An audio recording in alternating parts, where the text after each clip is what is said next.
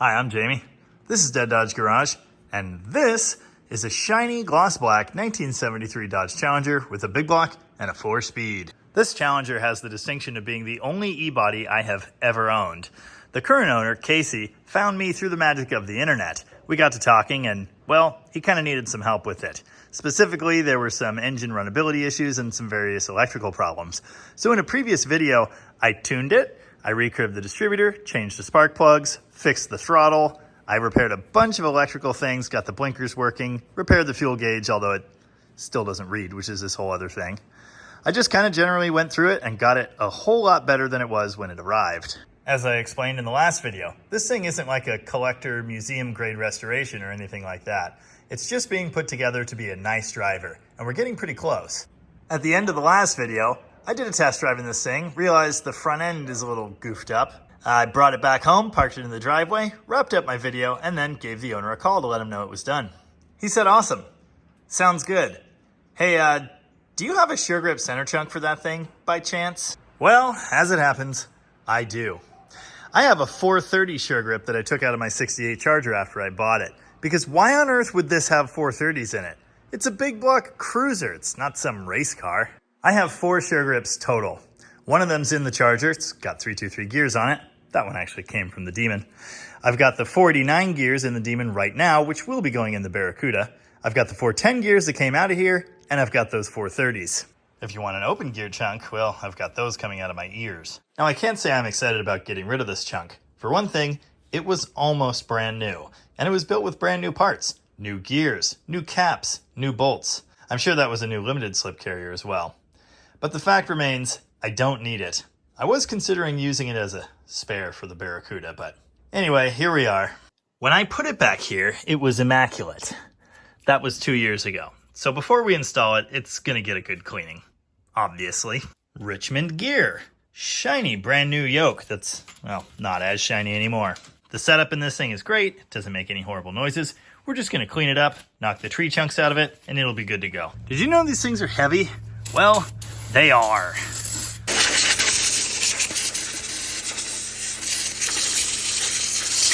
Did I mention that it's very hot today?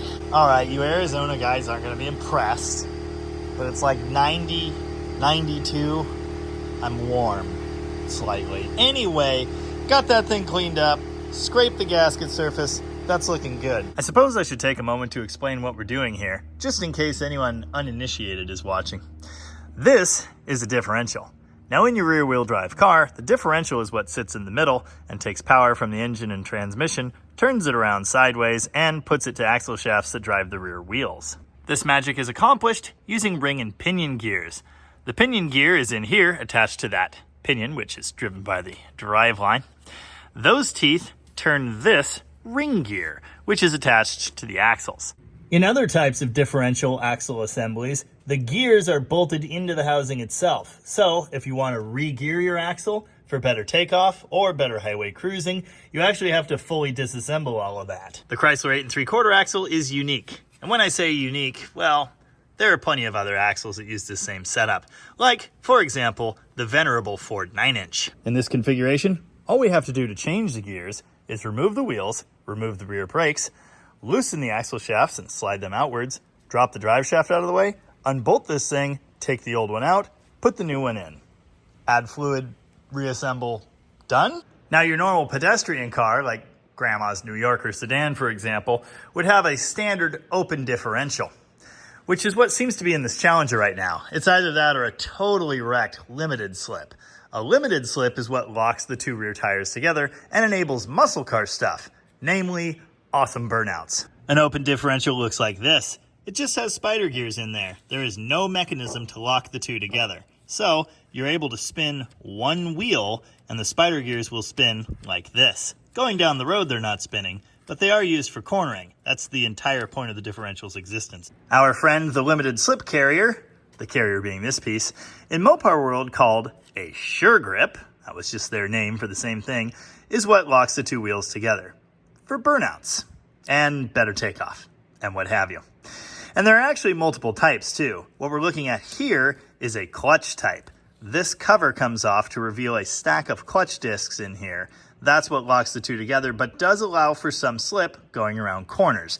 That way, one tire on the car isn't having to jump and chirp and jerk around and do weird stuff. You always want some ability for the two wheels to separate in a street car. The other type of Suregrip carrier used by Chrysler, the cone type, and that's what we're looking at here. Now the cone type works until it wears out. When it wears out, you replace it. When the clutch type wears out, you rebuild it. Not a big deal. Slightly different story with the cone type. Although I am told there's a way you can recondition them, that is far beyond the scope of this video. All I know is I tested this one extensively and it worked. So the Suregrip is going to increase this car's burnout abilities significantly, but also that 430 gear ratio. That is going to be a serious upgrade for takeoff. Right now, this thing's fun, but it's not impressive. It doesn't do race car stuff. That is not to suggest again that this is supposed to be a race car. It's not. It's just a hashtag fun driver. But it's also not a highway cruiser, and it'll be a whole lot more fun around town with the 430s. Which I, for one, am looking forward to testing. So let's get this thing off the ground. This car happens to be wearing Mickey Thompson ET Street drag radial type tires in a 275/60 R15, which is a common size for the back of your muscle era Mopar. I could tell you from experience, these things are gonna wanna stick on the street. You might get little burnouts out of them, but then this thing is just gonna hook up and go. Still, it's gonna be a whole lot more impressive and fun with those 430 gears. Step one is to take these wheels off, so I'm gonna do that. Hey, make sure you don't mix these tires up side to side. The direction of forward rotation is labeled. Hey, I mentioned in the last video that this thing needed an alignment and it drives absolutely horribly. Well, I can see why that is. For some reason, on both sides, both cam bolts are essentially set all the way out, which kicks the whole control arm that way and has to do very strange things to the camber. I don't have time to fix this right now. It's gonna go to an alignment shop, so I'm saying it's fine, but it's not fine. I think I mentioned the 4-speed was leaking. Yeah, leaks from everywhere. Reverse shift rod, that's pretty common. Where it goes through the case there, it's a low point below the level of fluid, and there's an O-ring in there. I guarantee it's just wasted. There's also fluid coming from the IBR, the input shaft seal area, not surprising. There's also a leak from the reverse switch, which is weird because it looks brand new. But it almost gets better. The clutch in this thing really didn't feel that bad, but I'm not sure how that's possible when there are no Z-bar bushings. Now, in my defense, I don't think I ever took any of this apart. Also, that engine mount moves. Not sure how or why. Also, the starter is on the header, and it's kind of filling up with oil. As you can tell from down here, the 400 used to be yellow to match the car, which is silly, but I don't know, I thought it was kind of cute. Now, I'm definitely still recommending a full front end overhaul. As you can see, the lower control arm bushings are just gone, and that is very, very common. I think I actually replaced that brake caliper and pads only on this passenger side, and I changed one tie rod end that was embarrassingly loose. That one, I think, although that one also looks newish. Maybe I did both, I don't know. One forever later, and I'm finally back to the task at hand. I've got the wheels off, and I'm pulling off the brake drums. I'm doing that to get at the flange that secures the axle shafts down here. Also, while we're here, take a look at this. Rear sway bar. Nice. The Rally Challenger came with front and rear sway bars. As I mentioned in the last video, the front sway bar is missing. The current owner of the car was just in here to replace the wheel cylinders. He cleaned the brakes up and left those original shoes alone because they're actually in really nice shape. Well, I say original. They can't be original. At least I hope not. Something about asbestos? I'm gonna go out on a limb and assume he adjusted the brakes as well because they were a bit of a pain to get off. Thankfully, there's not too much of a ridge on those drums, so they did eventually let go. Well, this is interesting. Someone made a custom locking tab. The adjustment for these 8 3/4 axles is on this passenger side. There's a toothed wheel in here that you can spin in and out to set your axle shaft end play. This one, yeah, feels about right, or a little tight actually. It should have some room to move in and out. We'll get to checking and adjusting that in a little bit here. You do not have to fully remove these axle shafts from the car to change the gears. You only need to pull them out, say 5-6 inches, to make enough room for the pumpkin to go out and back in. To do that, you access the 5 bolts, nuts, that hold the retainer down through this hole. They're 9/16, by the way. As mentioned, here on the passenger side, you've got your adjustment. There's supposed to be a little dinky sheet metal tab here to lock that in place. Someone got creative and came up with this thing. Oh good, I see silicone. I'm probably about to have a really fun time. The wheel bearings in here, or axle shaft bearings, are packed with grease. They are not lubricated by gear oil, so you do not need to do this. Typically right here, there's a foam gasket to keep like sand and dirt out, and that's it. So yeah, really good chance I'm gonna ruin that gasket, and then we're gonna have a super fun time, because I probably can't just go buy more today. All right, with two hands, I did get it loose. I had to pull the brake crossbar. That's not true in all setups. These should be a 10-inch rear brake, and this one does just barely block the retaining plate. You can see it's flat on top, so one might think it would sneak right under this. No, it doesn't. But all I had to do was pull the shoe over by hand ever so slightly and fish it out. We'll just pop it back in when I'm done. Like punch this, and it should go right back in its home. Oh, I see. They didn't have a gasket at all, so they did the silicone treatment. Here's a look at the axle shaft bearing, or wheel bearing, whatever you want to call it. That is a nice American-made Timken. That's cool. And you can look in here and see the grease seal. That is supposed to keep gear oil from getting out here. It's not necessarily, 100% foolproof, especially when there's a groove. It seems to be working pretty well. The brake's dry, so that's good. Yeah, so I think whoever put this together didn't know all that, because I'm not seeing any grease. Well, that one's no good. Lovely. I wasn't planning on replacing that today. Yep, no grease here either. Now, if you've got experience with other types of axles, you might be thinking I'm a total nut job here, telling you that these are lubricated by grease and not diff oil. In tons of other designs, diff oil does reach these bearings, but not in this one. There wouldn't be a grease seal there cordoning off the oily side from the grease side if that weren't the case. If, unlike on this car, you don't have gear oil pouring out of the hub here, well, that means your inner seal is probably good. As I mentioned, you can simply set your axle shaft down on it, but be very careful. You don't want to ruin that thing. Then this will happen. I mentioned in the last video, the fuel gauge still doesn't work, even though I fixed it electrically, tested the circuits. It reads right at empty, and I'm almost completely sure that's because the float is sunk. That tends to happen in these things. Now, unfortunately, this car currently has something approaching a full tank of gas. So for that reason, I can't pull the sending unit, or I would just go ahead and do that now. Drop the driveline. Someone actually sanded, cleaned, and painted that mostly, and it looks pretty nice. Don't mind the little ding. And with that done, I'm ready to pull this thing. Note, it had a bad pinion seal anyway. Feels okay, sounds okay, so technically it's a good chunk. A note here. This center chunk has been out. This is not factory. Normally there should be a tag, and there's no tag. And also, there's silicone on there. The factory would not have used silicone, they just used a paper gasket. It's been in here for a really long time, I can tell you that. This thing does not have a working parking brake, and I think I figured out why. Rear right e-brake cable is just totally frayed out, missing the ball. The entire center cable section is gone as well, which is really inconvenient. You know, when you get good at this, it's possible to hot swap these gear chunks quick. We're going on 2 hours here. I blame YouTube and cleaning the other one and stopping for a snack. And did I mention I'm sweating? More 9/16 nuts. Make sure you leave 2 up toward the top, mostly loose for safety so you don't die if this thing just falls off.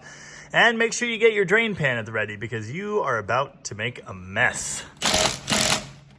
Come on. Here's why you leave those nuts for safety. Sometimes the silicone just cements these chunks on, and sometimes they just fall off, and sometimes they try to just fall off on your head. Yes, that's experience talking. So make sure you leave those up there for safety. Pop this thing loose, which sometimes involves a hammer or a very slight pry bar job. Let it drain. Once it's drained for a sufficient amount of time, pull your safety nuts and drop it down. Having a friend can help with this, although hopefully you really like them because you're going to end up very close to each other. You can also use a transmission jack if you own such a thing. Life hack. Wedge it off the housing slightly. Let it drain a while. That's nasty stuff, gear oil. You don't want to be covered in it. I've discussed in previous videos how this car used to be a 70s style street freak. It was awesome. It had big cherry bombs and then it had side dump exhaust like right here, which I thought was cool. It's got new full exhaust now with correct style double square exhaust tips, and that's cool. But I'm happy to see it does still have glass packs. Carefuling. Last nut. If you watch my channel much, you know I don't usually show the really horrible parts like this, but you know, with the transmission jack here, not so bad. Just kind of pops right out. Okay, now I need two hands again. Good news, bad news. I always thought this car had 355s, and it does, but they are mounted on an open diff, so no Suregrip. This is actually a 49 housing, so that's a good one. But with no Suregrip, it's still pretty much worthless as is. If you're gonna build a performance diff, this is a great one to start with because it has a straight pinion with big bearings and no crush sleeve. People hate the crush sleeve, and there is an acceptable point there. Under heavy load, if you've got tons of power and tons of traction, the crush sleeve can be a weak point. I like them for quick setup because you just use your impact gun, crush that sleeve, get the preload just right, and you're good to go. With a shim setup like this, you've got to take it apart 7 times to get the shim pack right to get your preload, and that's very irritating. But it is stronger. This would be a good candidate for a limited slip carrier swap out. If we were to just buy a new clutch type Suregrip unit on the internet and wait like a week or two, this would be awesome. But we don't have a week or two. We have now. And also, for what I'm selling him this entire chunk with 430 gears, yeah, it's probably still cheaper to just do that.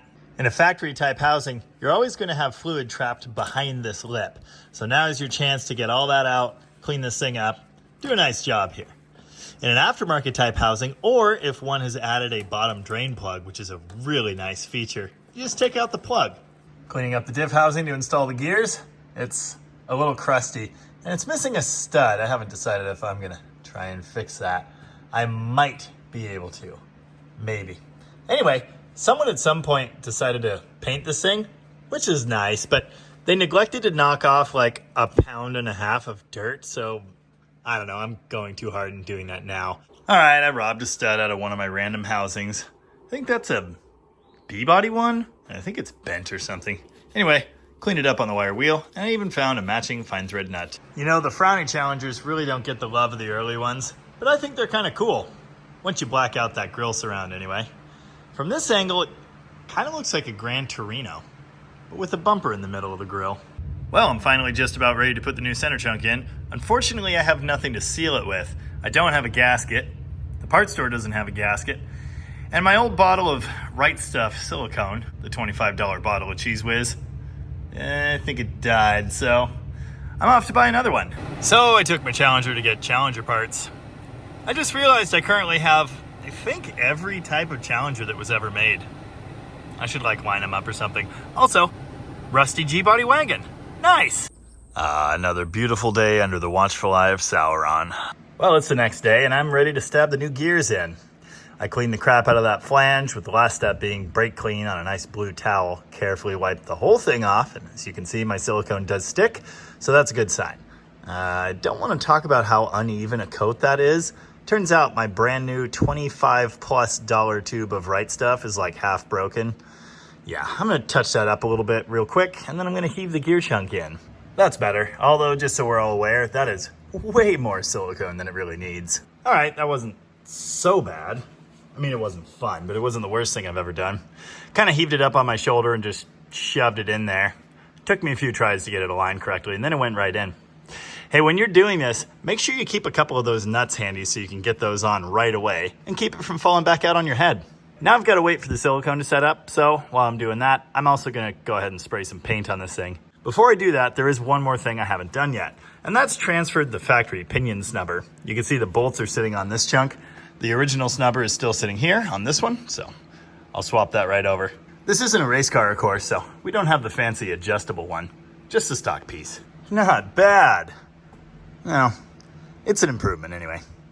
Okay, I'm gonna let the silicone and the paint dry now and turn my attention to this bearing situation. Dang it, I meant to mention this before I got that thing installed so I could show you.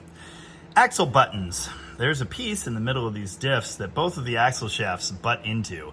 That's what allows you to set the bearing endplay and keeps everything located where it should be. In these open style diffs, the buttons are actually part of that cross shaft, so there's nothing to fall out. On the limited slip, that is a very real possibility. So make sure when you're installing one that it has them in place. That only applies if you're using factory style wheel bearings like this. That's a tapered roller bearing. If you're gonna use a green bearing, which is an inline ball bearing, you actually don't need those buttons, and I think you have to remove them. On a street car, I would always run the factory tapered bearing and the adjuster setup just like this. There's another thing to clean up. Kind of gross. Anyway, axle shaft seal or inner seal. You can see it's just kind of tapped into the tube there. Luckily, I actually have a new one here for the garbage can CUDA axle, so I'm just gonna go ahead and borrow that. I'll order a replacement eventually. Not like I'm actually working on that thing. We'll get a new one popped in there and hopefully this doesn't happen again. Now there are many methods for removing a seal like this. Because it's kind of deep in the axle housing there, you can't use the normal seal puller tool, it just won't fit. So I'm gonna employ a pry bar, one with a hook. I think I could just grab this thing and it should go, well, it should just pop out. Anyway, I'll probably have to turn the camera off for that to actually work. Man, I actually had to break out the slide hammer and a hook for this one. It was very stubborn. So I knocked the new seal in, and as is typical, the friggin' tension spring popped out of it. Yeah, good times. I used a bearing and seal driver for this. It wasn't a perfect match, so it did slightly deform the metal face, but it seems pretty even and I think it's gonna be fine. I'm gonna fish the wire out, reinstall it around the rubber lip, and we'll be good to go. Okay, now I get to pack grease into this bearing, which I have sprayed out with brake clean, trying to get all the old oil out. This would be a whole lot easier if the bearing were not on the axle and was in my hand, but it isn't. It is on the axle, so what I'm gonna do is take globs of grease and force it into the rollers that way. I'm gonna go around in a circle and make sure I've packed some all over there. After that, I'm gonna re-silicone this flange because unfortunately I don't have any gaskets. I would much prefer to have a factory type foam gasket. We just need something to fill the difference between the two pieces, keep dirt out of there, keep grease from flying out. Driver's side is in. Of course, this is the dumb side. You wanna get this side in first, then you can go over to the passenger side and do the one that has the adjustment on it. Axle end play. Again, important if you have factory tapered bearings. If you've got the green bearing style, you don't have to deal with this at all. You won't even have one of these threaded adjusters. Anyway, it's here on the passenger side. What you want to do, as mentioned, get the driver's side together, get your passenger side axle going in, slowly screw the plate down, and all the time, you're going to be watching for the end play. This is the end play here. It's the amount you can pull the axle shaft in and out. Now I could go look in the book and find the spec. I suggest you do that, but I seem to recall it's 8 to 12 thousandths. I think we're still a little on the tight side now, which is how this thing was when I first saw it. I backed it off like a quarter of a turn, maybe 2 teeth. Anyway, that seems about right to me. Again, I highly recommend you go find the spec in a service manual, then grab yourself a mag-based dial indicator, stick that on here somehow, and measure that end play. That would be a wise thing to do. Suffice to say though, if it's like way more than this, like 1/8 or 1/4 of an inch or something, or if it doesn't move at all with tapered roller bearings, you need to make an adjustment. And it's all back together, ready for fresh gear oil. I do still have to install the drive shaft. Driveline installed. Note this shiny new style yoke has the funky U-bolt straps instead of the flat ones. I actually think this is a way better design. I've had a lot of problems with the flat ones lately, not holding joints completely tight. Now I'm gonna drain some fuel out of this tank, pull the sending unit out, replace the float, reinstall the wheels, and burnouts? You do wanna try and keep the chunks out of the tank. Pro tip, if your float's full of gas, it won't float. Note this sending unit looks brand new, so that's awesome. Back on the ground. Gotta move this thing out of the way, roll the Challenger back, torque the wheels, tighten down the shifter, and then we're ready to rock. Much better. Now for some reason, despite all our efforts, the fuel gauge still isn't coming up. Don't know what that's about. Casey's actually already here to get his car, so I gotta give it the world's fastest test drive. Gotta make sure the gears are good, you know? Let's find out.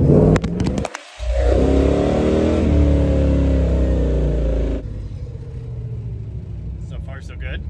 Well, the speedometer is definitely not accurate now, I can tell you that. Second gear, fullish throttle. Yeah, pretty good. Remind me to get a new phone holder.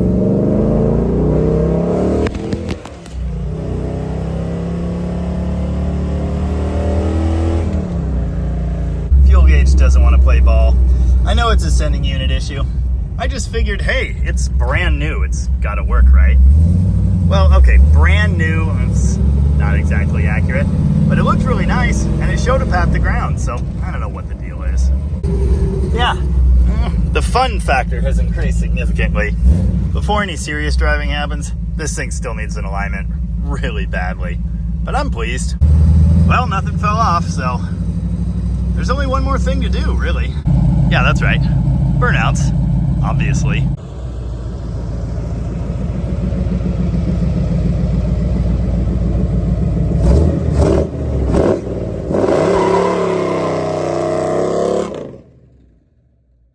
Oh yeah, it works, but what's the coolant puddle?